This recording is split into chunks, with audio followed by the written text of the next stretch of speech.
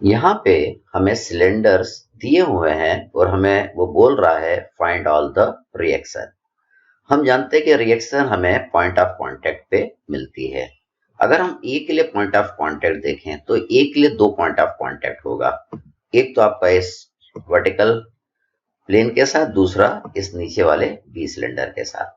और सी के लिए पॉइंट ऑफ कांटेक्ट देखें तो यहाँ पे भी दो पॉइंट ऑफ कांटेक्ट होगा, एक इस इंक्लाइंड प्लेन के साथ और एक नीचे वाले सिलेंडर के साथ।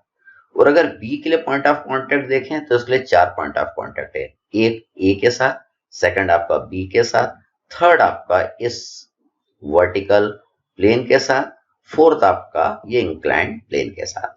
मतलब बी पे कितने अननोन है? 1 2 3 4। ए पे दो ही अननोन है, सी पे भी दो ही अननोन है। तो पहले हम आइदर ए का फ्री बॉडी डायग्राम बनाएंगे या सी का फ्री बॉडी डायग्राम बनाएंगे। किसके लिए? इन अननोन्स की वैल्यू निकालने के लिए।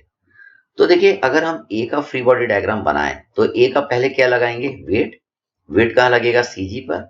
कैसा लगेगा? Vertically downward. तो ए का देखिए वेट इन्होंने दिया है। ए का वेट कितना है? 300 न्यूटन।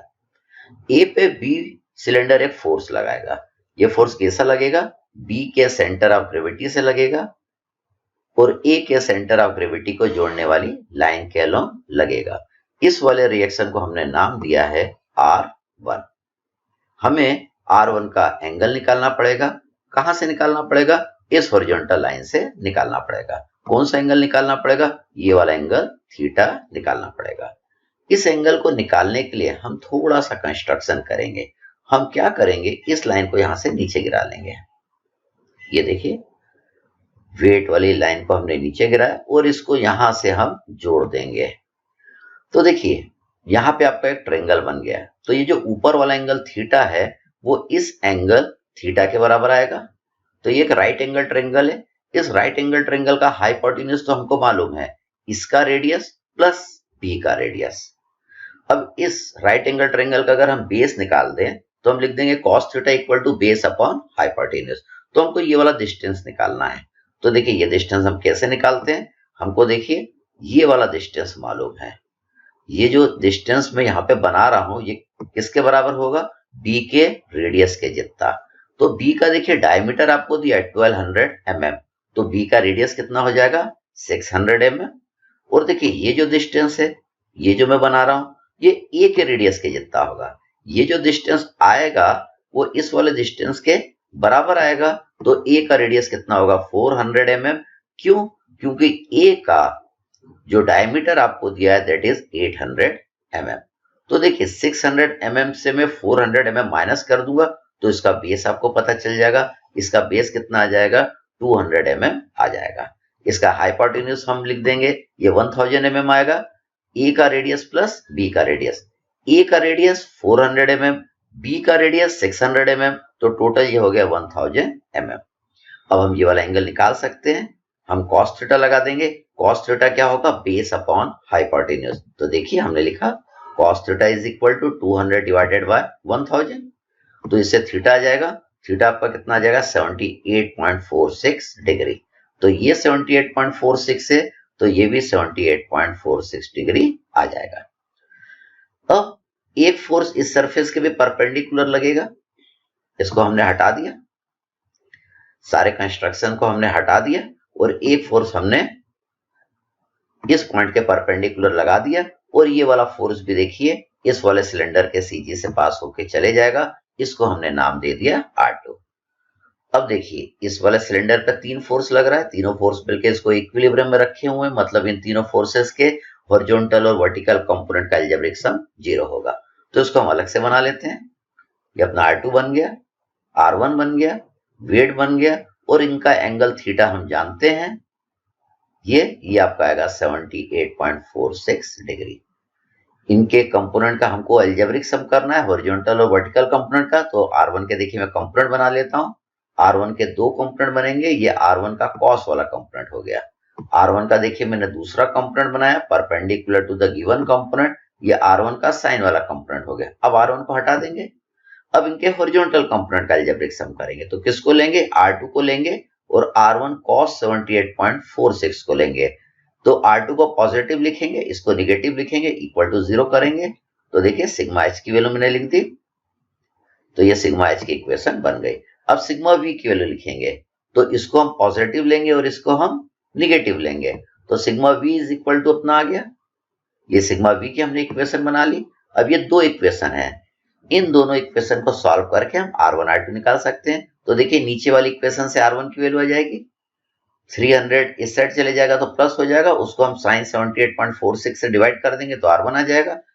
फिर यहाँ पे R1 की वैल्यू पुट करके इक्वल टू को इधर ले आएंगे तो R2 आ जाएगा। तो इससे आपका R1 की वैल्यू आ जाएगी 306.18 न्यूटन और R2 आपका आ जाएगा दैट इज 61.25 न्यूटन।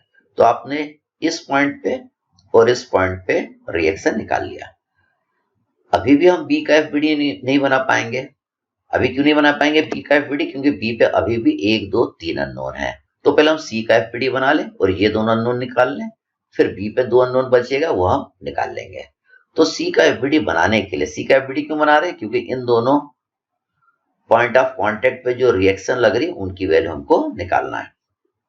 तो सी पे सबसे पहले हमने वेट लगा दिया, सीजी पे लगा दिया, वर्टिकली डाउनवर्ड लगा दिया, इसका वेट दिया है 300 न्यूटन।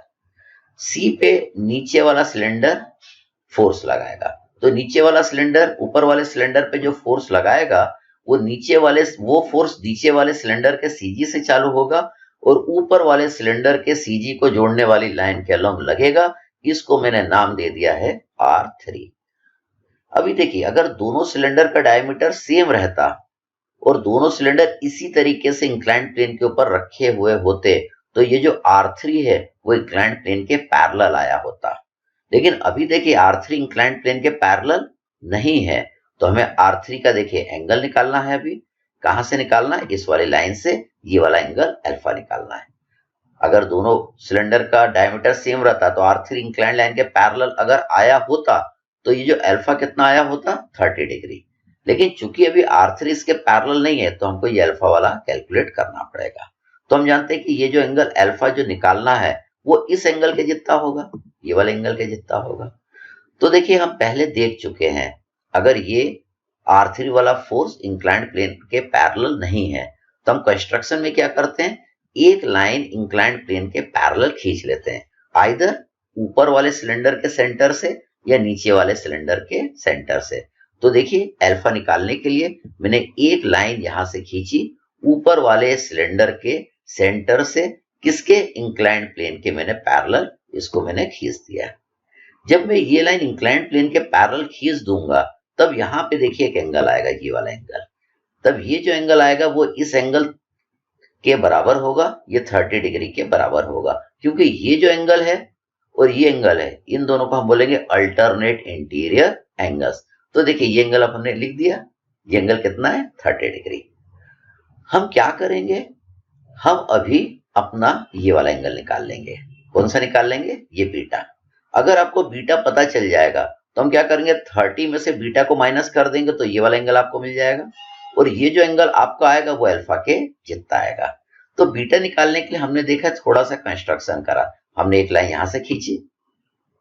जब ये लाइन आप यहाँ पे खींचेंगे तो ये एंगल कितना बनेगा 90 डिग्री। तो यहाँ पे एक ट्रायंगल बन गया, ये राइट एंगल ट्रायंगल बन गया।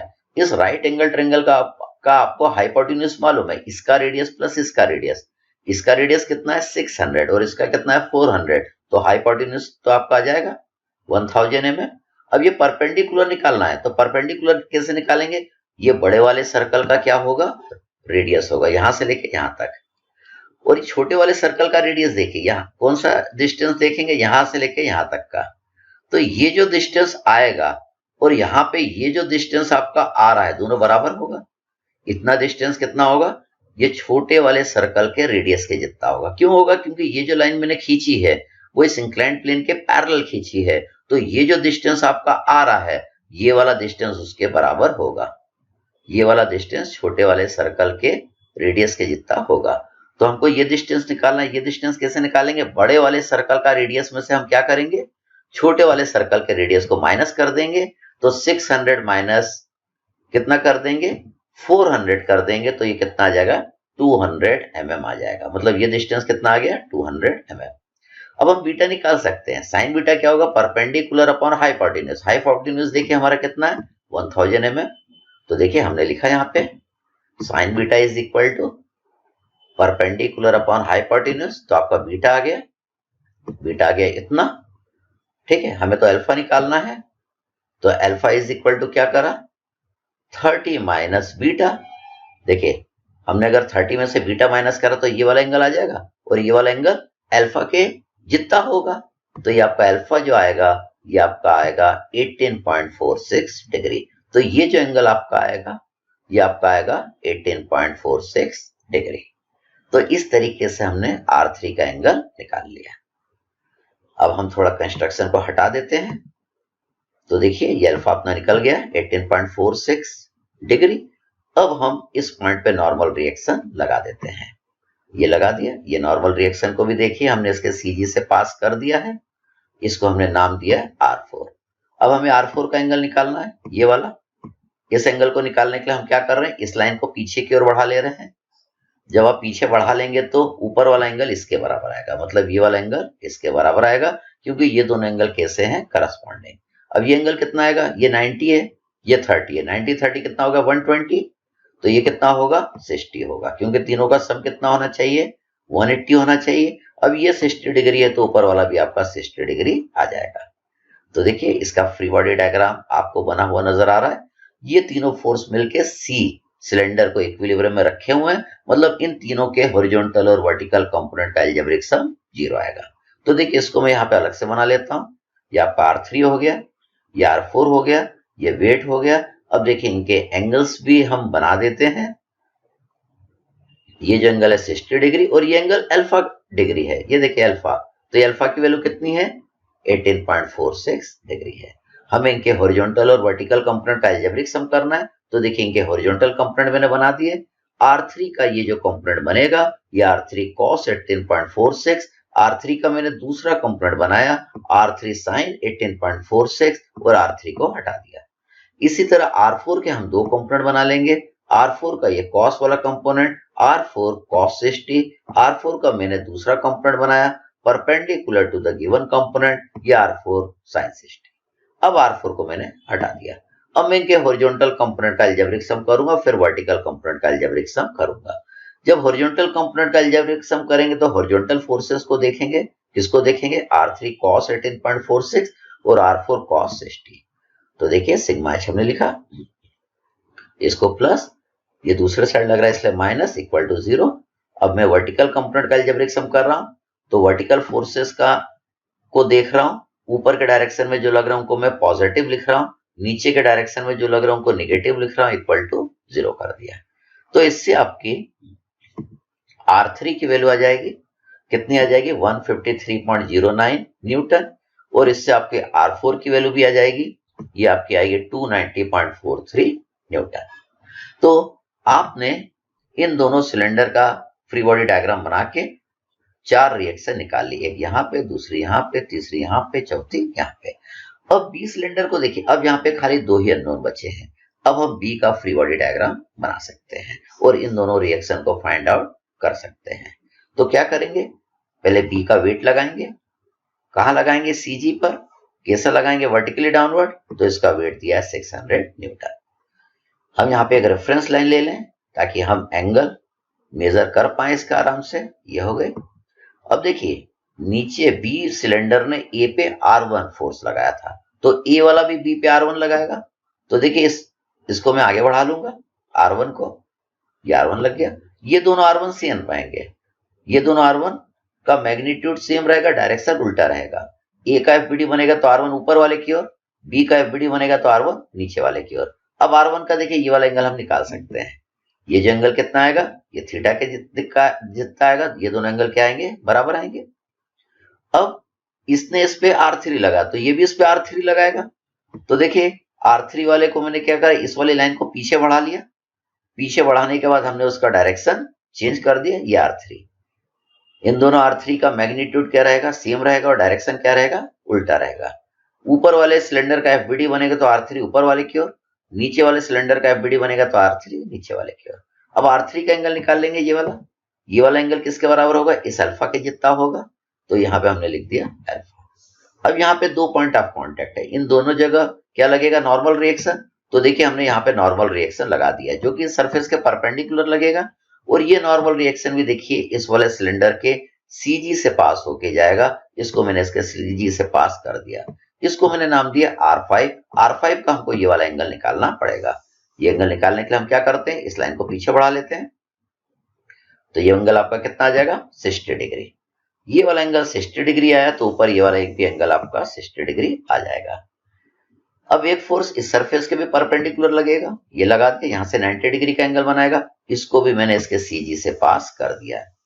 देखिए ये इसके सीजी से जाता हुआ नजर आ रहा है। सीजी से क्यों जाएगा, क्योंकि ये वाला सिलेंडर इक्विलिब्रियम में है। इसको हमने नाम दे दिया R6। तो इस पे कितने फोर्स लग रहे हैं, R6, R5, R3, wait, R1। तो इस पे 5 फोर्स लग रहे हैं। तो ये पांचों फोर्स मिलके क्या करेंगे, इस सिलेंडर को इक्विलिब्रियम में रखेंगे। मतलब इन पांचों के हॉरिजॉन्टल और वर्टिकल कंपोनेंट का अलजेब्रिक सम कितना आएगा, 0 आएगा। तो हम देखिए इनको अलग से बना लेंगे। ये आपका R6 बन गया, R5 बन गया, ये R3 हम निकाल चुके हैं। R3 हमने कितना निकाला है, 153.09 न्यूटन। तो R3 की वैल्यू पुट कर दी, ये हमने वेट बना दिया। और ये R1 भी निकाल चुके हैं। R1 कितना निकाला था, 306.18 न्यूटन। तो R1 भी बना दिया। इनके हम एंगल्स बना देते हैं। तो देखिए हमको कौन सा एंगल, ये वाला एंगल मालूम है 60 डिग्री, ये एंगल मालूम है 18.46 डिग्री, और इसका एंगल जो थीटा है वो मालूम है 78.46। ये थीटा है, ये अल्फा है, ये एंगल लिख दिए। अब इनके हॉरिजॉन्टल और वर्टिकल कंपोनेंट का अलजेब्रिक सम 0 होगा। तो देखिए पहले मैं इनके हॉरिजॉन्टल कंपोनेंट का अलजेब्रिक सम 0 कर देता हूं। सिग्मा एच कितना आएगा, R6 प्लस 306.18 का कौन सा कंपोनेंट, कॉस वाला कंपोनेंट। फिर हम क्या लिखेंगे, माइनस R5 का कौन सा कंपोनेंट, कॉस वाला कंपोनेंट। फिर हम लिखेंगे minus 153.09 cos 18.46 is equal to 0। ये हॉरिजॉन्टल कंपोनेंट का इसके अलजेब्रिक सम हो गया। अब हम वर्टिकल कंपोनेंट का अलजेब्रिक सम करेंगे तो R5 का साइन वाला ऊपर लगेगा, 153.09 का साइन वाला नीचे लगेगा, 306.18 का साइन वाला नीचे लगेगा, और 600 न्यूटन तो नीचे लग रहा है। तो देखिए हमने इसके वर्टिकल कंपोनेंट का अलजेब्रिक सम किया, R5 sine 60 minus 153.09 sine 18.46 minus हमने वेट लिखा minus 306.18 sine 78.46 is equal to 0। हमें ये डायरेक्ट देख के ये इक्वेशन अब बनाने आना चाहिए, है ना। अब ऐसी जरूरत हमें नहीं पड़ना चाहिए कि इसके 2 कंपोनेंट बनाए फिर देख के हम सिग्मा एच और सिग्मा वी की वैल्यू लिखें, क्योंकि जब हम फ्रिक्शन पढ़ेंगे तो उसमें इस तरीके से बहुत सारे फोर्सेस एक्ट करेंगे। तो उसमें मच बेटर रहेगा कि हम डायरेक्ट फिगर को देख के उसके कंपोनेंट बना लें। अब इससे हम अपनी R5 की वैल्यू निकाल लेंगे, वो आपकी आएगी 1094.98 न्यूटन। R6 की वैल्यू निकाल लेंगे, वो आपकी आएगी 361.45 न्यूटन।